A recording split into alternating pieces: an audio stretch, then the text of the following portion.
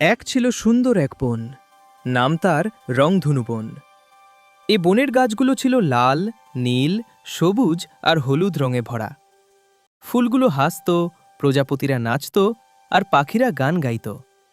সবসময় আনন্দে ভরা ছিল এই বন। এই বনে থাকত এক ছোট্ট হলুদ পাখি, তার নাম টুকটুকি।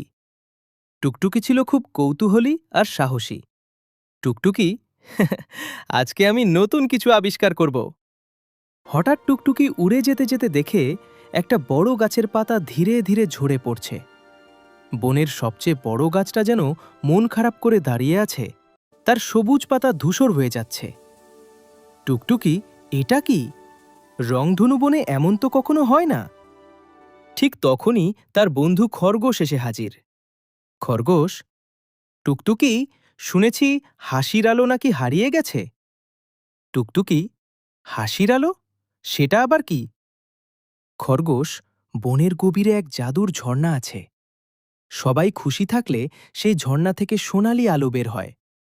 কেউ দুঃখী হলে আলো কমে যায়।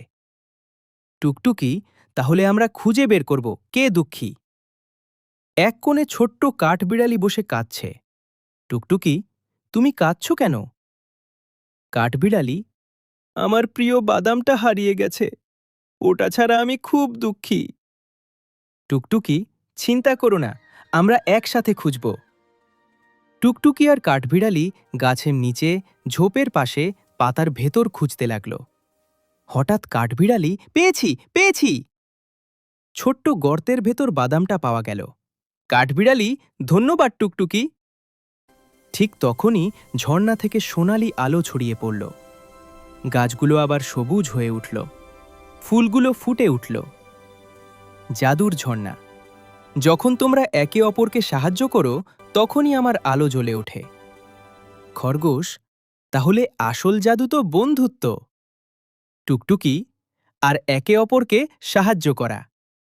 সবাই একসাথে হাসতে লাগল। বন আবার রঙিন হয়ে উঠল। সেদিন থেকে রংধনু বনের সবাই শিখেছিল, ছোট্ট একটি সাহায্য অনেক বড় আনন্দ এনে দিতে পারে। সবাই একসাথে, বন্ধুত্বই আসল জাদু।